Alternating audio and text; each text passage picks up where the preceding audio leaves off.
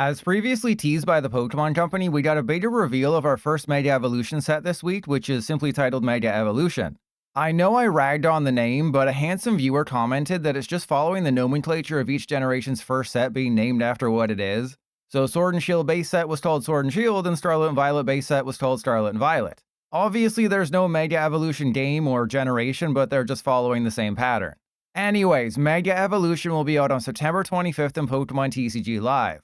It will feature 10 Mega Evolution Pokemon EX, suggesting that regular Pokemon EX are done in the TCG. So far, we know that the Mega Evolutions will be Gardevoir, Lucario, Venusaur, Latias, Absol, Mawile, Kangaskhan, Camerupt, and Abomasnow, with either Manectric or Ampharos being number 10. The most notable of these is Mega Venusaur EX, which actually has the Jungle Dump attack name in English. So not only will little kids at pre-releases incessantly say the name Jungle Dump, but adult commentators at major tournaments will have to say the words Jungle Dump if Venusaur becomes popular. Our duty as a community is clear, we must make this happen. Jungle Dump joins Venusaur and Snivy's Forest Dump as attacks that take a dump on your opponent. I imagine future Venusaur cards will have Marsh Dump, Swamp Dump, and Wood Dump. Mega Evolution base set will also include a new art style for ultra rare Mega Evolutions, possibly featuring a silhouette of the regular version of that Pokemon. We'll also be getting ultra rare items, stadiums, and tools. In total, Mega Evolution will have 132 cards before secret rares, meaning it will almost entirely be composed of Japan's Mega Brave and Mega Symphonia sets, which come out on August 1st. Lastly, the set abbreviation is MEG instead of MGA, which would have made a lot more sense. But I guess the Pokemon Company are huge fans of Family Guy and wanted us to say shut up, Meg. Potentially the biggest news to come from the Mega Evolution announcement is that Psyduck and Golduck finally have an English release date. It's unclear if they'll also be included in the set, but at the very least, Psyduck and Golduck will be offered as promos in Mega Evolution blister packs beginning on September 26th. If they remain promos, I highly recommend seeking out these 3-pack blisters because one Psyduck will be played in the majority of decks going forward, and the price could go way up if product is scarce. The reason it's so important is because Psyduck's ability shuts off Dusclops's and Dusknoir's abilities as well as Magneton and Forretress EX. Golduck will barely see play unless people try to get cute with Klefki. Alright, with all that boring stuff out of the way, let's get to the new card reveals. According to the press release, Mega Evolution Pokemon EX are equipped with increased HP and attack damage compared to regular Pokemon EX at the cost of giving out 3 prizes instead of 2. Apparently, the Pokemon Company is as bad at math as I am because Mawile clearly has less hit points than Team Rocket's Mewtwo EX. And the part about dealing more damage is also wrong, as something like Mega Venusaur does the same amount of damage as Bloodmoon or Saluna. Anyways, Mega Mawile. Featuring your first attack that describes what I do when I see toes, Greedily Devour does 80 damage for each prize card you have taken for 2 metal energy. This is similar to Aegis/EX, who does 70 damage per prize card you've taken for 1 metal. This means Mawile can get it up to 400 damage, but only at the end of a game. Realistically, Mawile isn't useful until you've taken 4 prizes. While it can deal 240 damage at 3 prizes taken, one-shotting Raging Bolt, you wouldn't want to expose Mawile to Raging Bolt, because at just 270 hit points it's going to be obliterated the following turn, giving up 3 prizes in the process. The best partner for Mawile is definitely Archaludon. Evolve into the bridge, accelerate 2 energy to Mawile, deal massive damage, and try to win the game. Of course, if you start Mawile, you're screwed, as Greedily Devour is dealing a whopping 0 damage early on. And while Big Bite can do 260 for 3 energy, that's nerfed down to 30 if they even have a single damage counter on them. So it's more like a small bite. While I'm not willing to say it's good, Mawile will see play either with Archaludon, Metang, or maybe even Steven's Metagross. It'll just be limited to a single copy. Another 3-prize basic, Mega Absol EX, saw how many people are using Glaceon EX and decided to copy its attack. Usable for only a few days each month, Doom Period knocks out your opponent's active if it has exactly 6 damage counters on it for a Darkness and a Colorless. Unfortunately, if they have a Mist Energy attached, Toadscruel EX in play plus any energy attached, or if you're facing Team Rocket's Mewtwo with Articuno down, the effect is blocked. Unlike King Gambit, which only requires them to have at least 4 damage counters for a free KO, Absol needs exactly 6 damage counters. There are several ways to accomplish this, including with Frostlass, 2 Munkidori, Dragapult's Phantom Dive, Cough Egregious, multiple Iron Valiant, or even 3 Team Rocket's Venture Bomb. I understand that the comparison's not toes to fingers, but Glaceon EX doesn't see play with the exact same attack. And Mega Absol doesn't share energy cost with Dragapult, making that pretty awkward. The best partner is Frostlass Munkidori, but if you don't do math perfectly, Absol's kinda useless. Personally, I'm probably sticking with King Gambit as my free KOer. But what about Absol's second attack? Cruel Claw does 200 damage for 2 darkness and a colorless, then lets you discard a card from their hand. Using Janine's Secret Art plus Energy Switch or Counter Gain, you can get it powered up. And Unfair Stamp as the ace spec could leave them with 1 card in hand. It just doesn't change the fact that Absol has 280 hit points, a grass weakness in a day and age where one of the top decks has a grass weakness, and gives up 3 prizes. At least for now, I'm going to give Mega Absol a disappointing 2.5 toes out of 5. Switching things up with a trainer, Acerola's Mischief could live up to the name.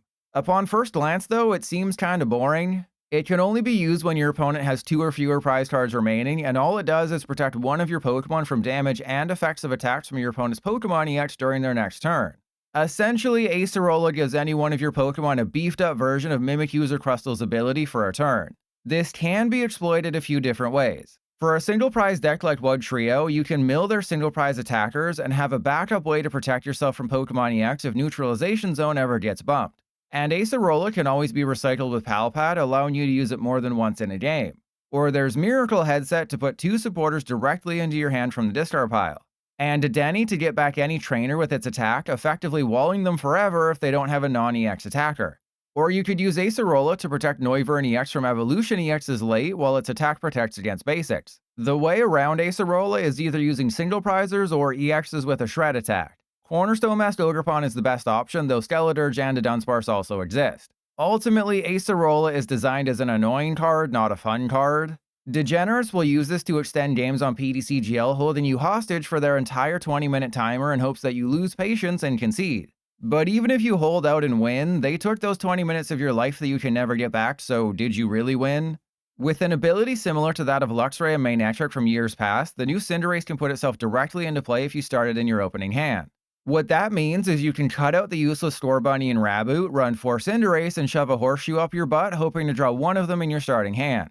If you do, Cinderace is extremely powerful. Whereas Luxray and Talonflame from years past were about getting cards from decks, Cinderace is similar to Manectric, focusing on accelerating energy. Use Flare Turbo for a single colorless, deal 50 damage, and attach any 3 energy from your deck to your bench Pokemon however you want. So yes, if you manage to start Cinderace in your opening hand, this card is insane. If you don't, that's 4 wasted slots in your deck. An easy combo would be something like Iron Thorns EX. That deck already runs massive amounts of Crispin and some Turbo Energize to try and get those 3 energy into play quickly. Cinderace expedites the process. While a Cinderace in the active does mean Iron Thorns isn't blocking EX abilities, it gives you a single prize attacker who can one-shot Badoo and accelerate energy into play. Perhaps the funniest partner will be Tatsugiri EX. Go second, attacked with Cinderace. Now Tatsugiri is fully powered up to use Cinnabar Lure, potentially flashing a bunch of Pokemon into play like it's that old guy at the mall who was banned for life. Basic Terras, or really any basic decks with high attack costs, are also partners for Cinderace. Just be aware that you have to get real lucky starts no matter what version you build. Or you could be super boring and pair Cinderace with Cinderace EX.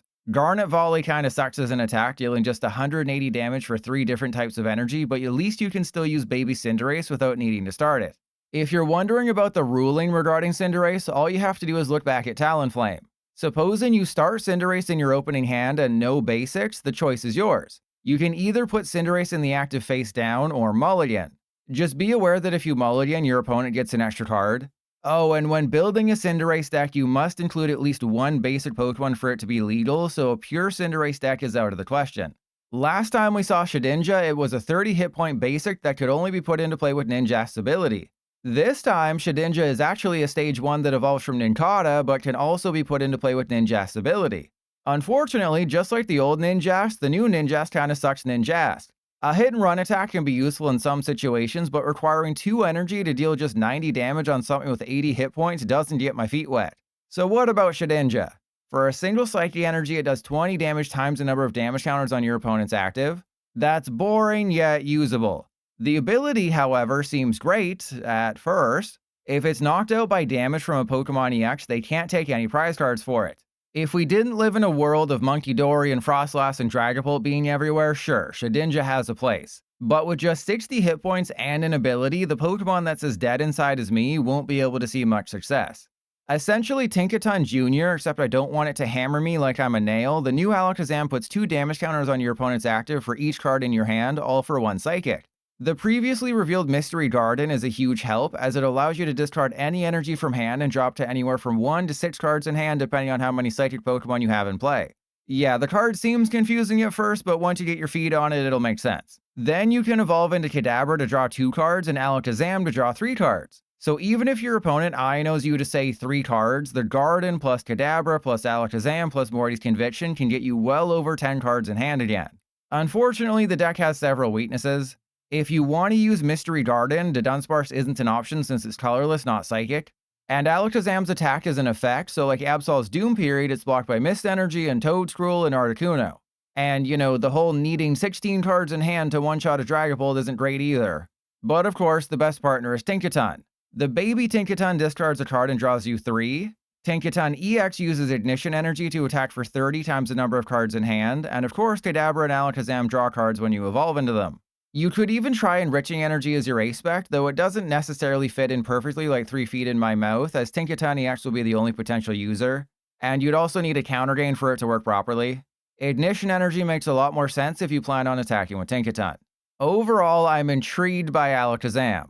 It has a lot of potential, and Kadabra seems like it'll be a decent middle stage evolution for when we get the eventual Mega Alakazam EX at some point in the future. It just sucks that all the Abra are trash, having either 40 or 50 hit points with garbage attacks. While I'm definitely disappointed by Mega Absol and Mega Mawile, the confirmation that we're finally getting Psyduck in September is huge. This one card will completely shift standard, making it easier to play single prize decks because you don't have to worry about stupid Dragapult players beating your butt and wiping your board in one turn.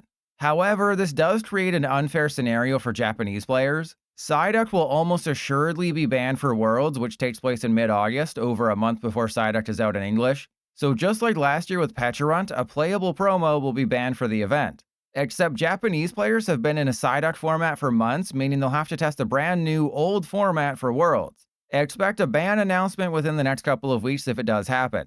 And as I mentioned, expect Psyduck to be fairly pricey if there isn't a non-promo version inside Mega Evolution base set. My advice is to pre-order one of the Psyduck blisters, otherwise you might have to shelter out a lot of money to buy it as a single. What are your thoughts on the new Megas? Am I wrong for the first time ever in a preview video? Let everyone know in the comments.